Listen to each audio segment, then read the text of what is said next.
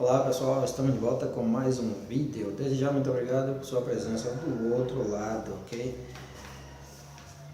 Então curta, compartilhe, comente, critique, dê seu pau e se inscreva no canal. Esta lição, quem era Jó? Quem era Jó? Quem era Jó? Quem era Jó?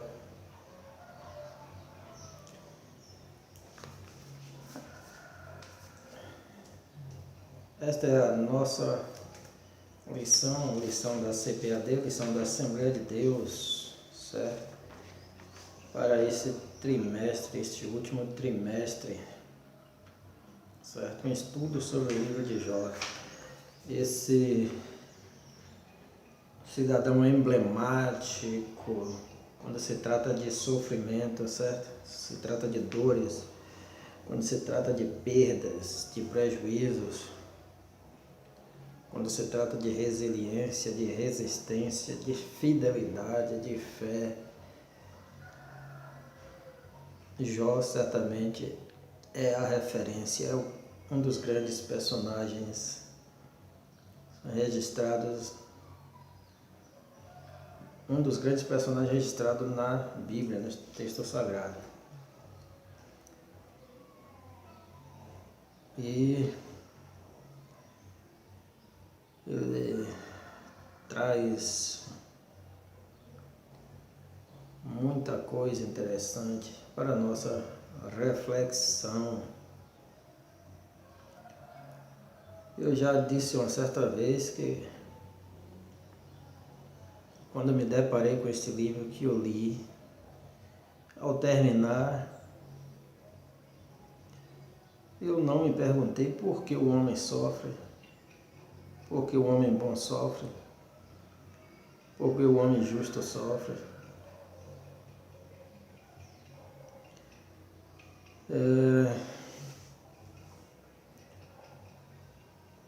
A única coisa que eu pensei foi, se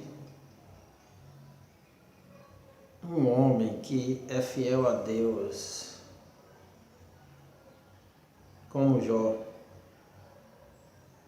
passa por tantos problemas e Deus ainda dá o aval. Esse que é o ponto mais polêmico, mais complicado. Deus dá o aval ao diabo para ferir Jó, certo? O seu servo, o seu filho, aquele que ele ama. Certamente coisas que nenhum pai humano faria, certo? Isto é muito complicado, é um assunto, algo assim polêmico, complicado demais. Então imaginei, se um homem do quilate de Jó, certo? Passou por esses problemas, porque o próprio Deus a quem ele servia permitiu, autorizou o diabo a tocar-lhe. Aí eu imagino, e outros homens que não têm esse caráter, essa qualidade, o que pode passar com esses seres? Eu também pensei, será que é possível, é viável, é vantajoso servir a um Deus que, por exemplo, diz que nos ama, que é nosso Pai, que nos acolhe, mas ao mesmo tempo ele dá o poder ao maior inimigo da humanidade para ferir este filho seu, este servo seu? É algo inimaginável para a mente, mas principalmente para mim, quando eu li este livro, quando eu meditei sobre ele, certo? Eu imaginei, ninguém está a escape, ninguém.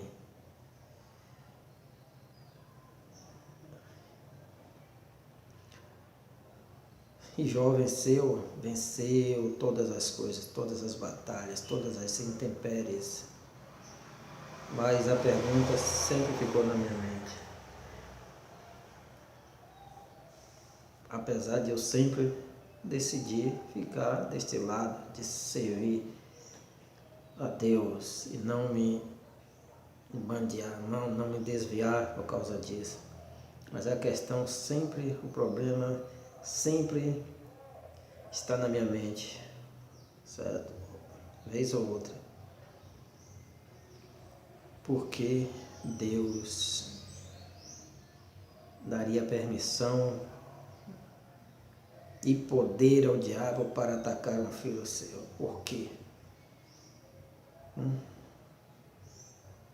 E aí nós vemos o caso de mais tarde, milênios mais tarde, Jesus, Deus feito homem, feito carne, que também sofreu de maneira ultrajante. E aí a gente se conforma, certo? O que aconteceu com Jó, aconteceu com o próprio Deus feito carne, certo? E além de tudo, nós aprendemos nesse livro que Deus está no comando, no controle de todas as coisas, porque o diabo não tem toda essa autonomia para fazer o que bem quer, o que bem entende. Certo? Esta é uma questão muito, muito, muito, muito importante. Quem era Jó? O título aqui não é uma pergunta, certo? Não é uma pergunta, não é uma exclamação, não tem ponto, não tem nenhum sinal, certo? Talvez fique como leitor, quem era Jó? Uma pergunta. Ou então, quem era Jó? Ou então, quem era Jó? Ou então, quem era Jó? Um homem íntegro, reto, fiel a Deus, que se desviava do mal, essas 4 características mencionadas no texto. O livro de Jó, eu acho, na minha opinião, não tenta responder a questão do sofrimento humano, certo? Responde muito mais a respeito da soberania de Deus, o seu poder para agir. E também outra questão é Satanás, o diabo, que não tem todo esse poder, essa autoridade, certo? A não ser que Deus lhe permita, certo? Agir. O homem de caráter irretocável, diz aqui logo no tópico 1. Não existe homem de caráter irretocável. Ninguém é tão bom que não possa melhorar. Ninguém é tão bom que não possa melhorar, certo? Somente Deus tem o caráter irretocável, somente Deus é irretocável, é completo, é absoluto. O ser humano, por melhor que seja, ele não é, certo? E nunca será irretocável, certo? Ok? Mas logo depois ele aqui diz, Jó não era um homem sem pecado, mas tinha um caráter irretocável. Pô, se ele era um homem pecador, meu Deus do céu, todos nós precisamos de uns retoques no nosso caráter, na nossa alma, nas nossas atitudes, nas nossas ações. Precisamos cada vez mais melhorar. Não somos perfeitos, mas estamos à procura, em busca dessa perfeição, certo? Então, Jó, como todo ser humano, certo? Precisa desses retoques. Nós precisamos, certo? Senão, se Jó tinha esse caráter irretocável, puxa vida. Então nós não podemos ser igual a ele, certo? Nós, por outro lado, melhor dizendo, somos semelhantes a ele, assim como Elias, assim como todos os outros que passaram antes. Todos foram homens, certo? Não foram superiores, super-heróis, super-homens, certo? Foram pessoas que se esforçaram para fazer o seu melhor para Deus, para dar o seu máximo a Deus, à sociedade, à família.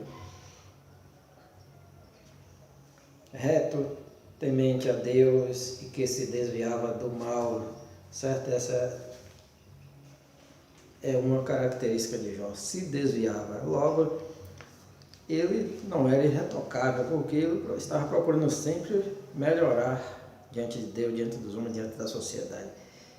Se desviava do mal, quer dizer, tomar uma atitude em relação ao mal, a cometer algum mal, algum pecado. Vamos adiantar, é apenas uma sinopse. Tópico 2, o homem sábio e próspero. Um conselheiro sábio, um homem próspero e uma prosperidade baseada no ser, certo? Esse conceito de ser sábio, na antiguidade, sempre o homem sábio é o homem espiritualmente voltado para Deus, para a divindade, para o ser superior, certo? Esta talvez seja a melhor definição para sábio. Sábio era um santo, certo? As duas palavras chegam a se confundir, sábio e santo, certo? Sábio não era o homem versado em ciências, apesar de que pudesse ser também, mas tem a característica principal de um homem voltado para cima, para a divindade, um homem sábio. Logicamente, ele era um bom conselheiro. Isso significa que Jó era um ancião, certo? Era um líder, era tal qual um juiz, um homem próspero e uma prosperidade baseada no ser, naquilo que se é interiormente, não naquilo que se tem, certo? Não apegado à riqueza, às riquezas, aos bens materiais, às coisas desta vida, certo? E tópico 3, um homem de profunda piedade pessoal, um homem dedicado à família, um homem de moral e piedade e um homem de vida consagrada, certo? Um homem pio, certo?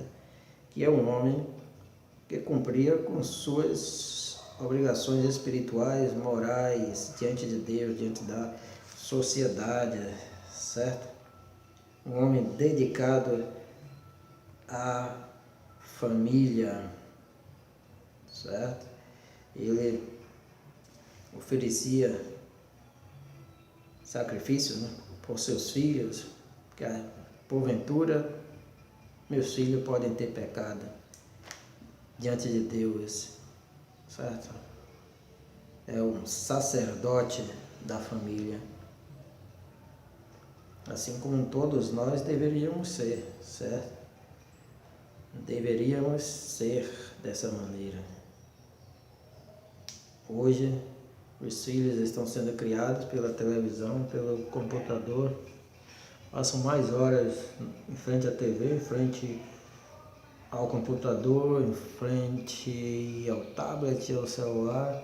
Muitas vezes os pais deixam porque ali a criança fica sossegada, né? Entretida, como se diz. Mas algo que pode ser muito prejudicial futuramente na vida dessa criança, certo? Então são coisas do nosso século e que dificilmente se pode mudar, certo? São coisas dessa era.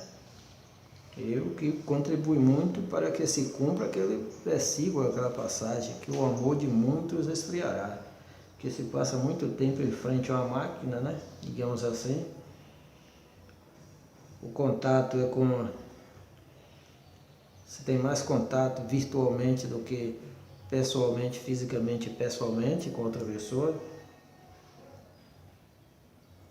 E devido a esse acesso fácil, essa acessibilidade fácil à internet, a muitas coisas, a muitas informações não muito boas, a muitos vídeos violentos, por exemplo, isso a criança vai endurecendo o seu coração, o ser humano vai endurecendo o seu coração, porque ele vai vendo ali assassinato, morte, das mais brutais possíveis, torturas.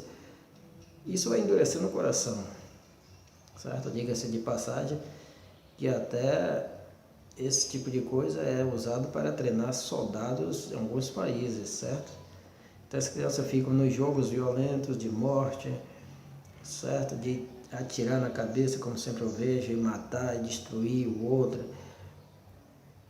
e conversando com alguém do outro lado que ele não conhece, dizendo: matei fulano, vou matar, mata fulano, é arma tal, usa arma tal, atira na cabeça, atirei na cabeça, e o coração acaba endurecendo, certo? E aí aquele versículo vai se encaixar: o amor de muitos esfriará, certo? Porque antigamente a gente via certas cenas, a gente tinha certa repugnância, não queria nem olhar, não queria nem ver.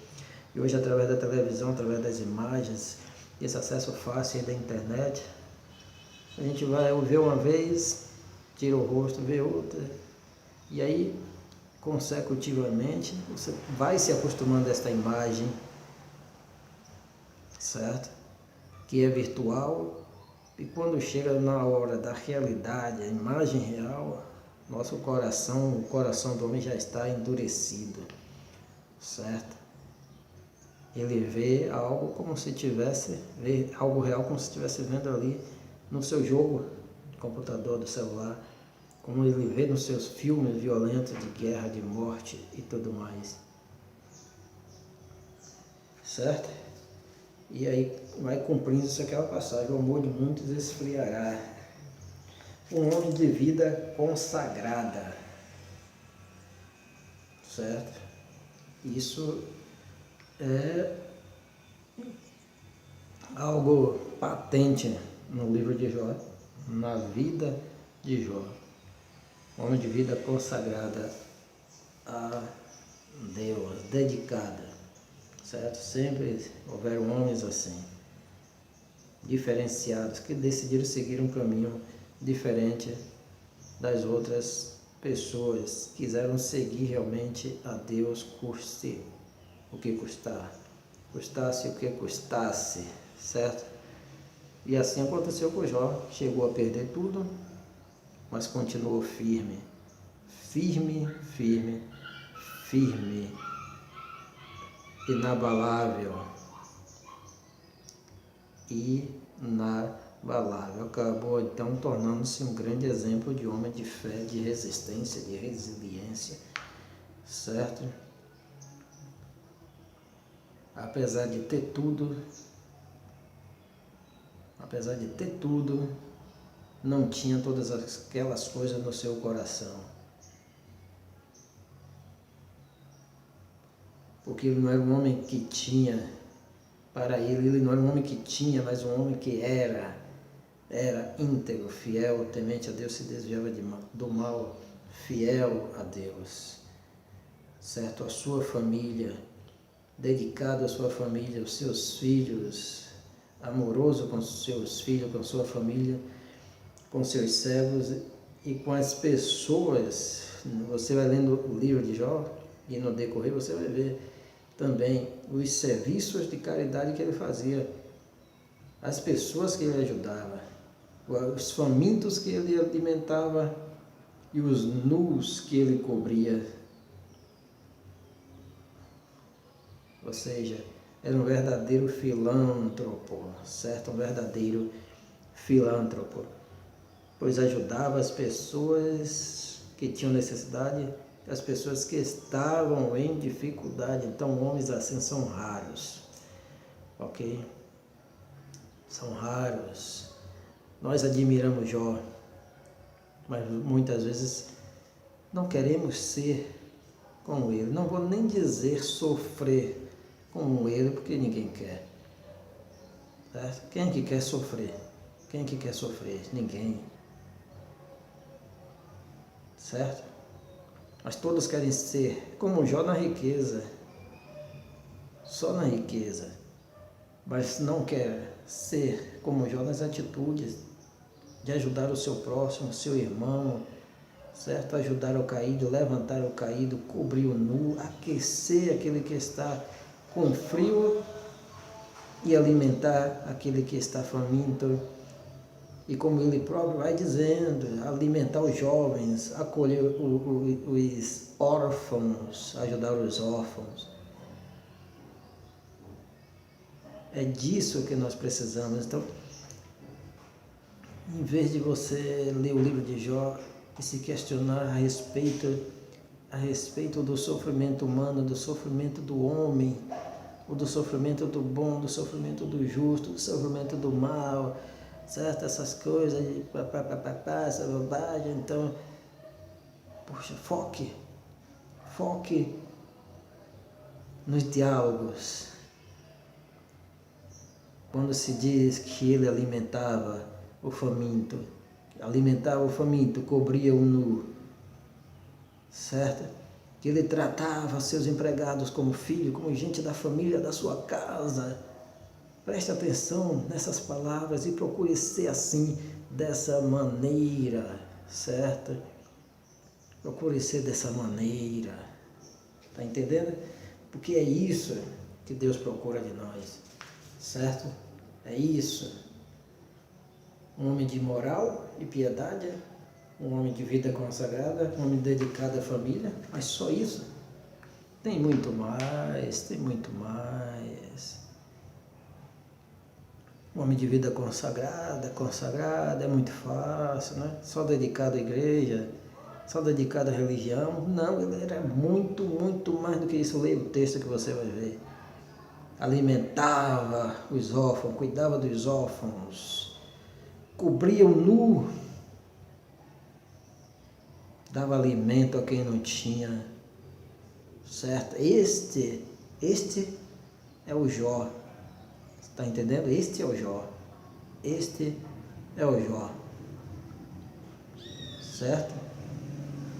Esse é o Jó.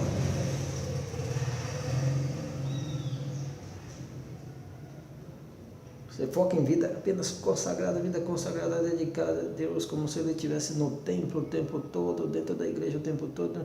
Mas a única informação que tem a esse respeito é que ele orava por seus filhos. Fazia sacrifícios para seu filho. Por que pensar que seu filho poderia ter pecado contra Deus? Mas o resto é uma vida em sociedade, gerando empregos, gerando rendas, muitos empregados que dependiam do seu negócio, que levavam o sustento para sua família porque trabalhava para ele, certo? Grande empresário, grande comerciante, grande filântropo, homem que ajudava os necessitados, fracos, certo? Você está ajudando os necessitados, os fracos, famintos, os nus. Então esse é o Jó que a Bíblia, não eu apresento a você, mas a Bíblia apresenta para você, esse lado que às vezes nós não falamos, que às vezes nós escondemos, que não queremos propagar. É este o Jó, está entendendo? É este que está perante sua face, perante você agora, certo? Este é o Jó. Este é o Jó que a Bíblia deixa para você, que você tome como exemplo, como modelo, como paradigma, certo?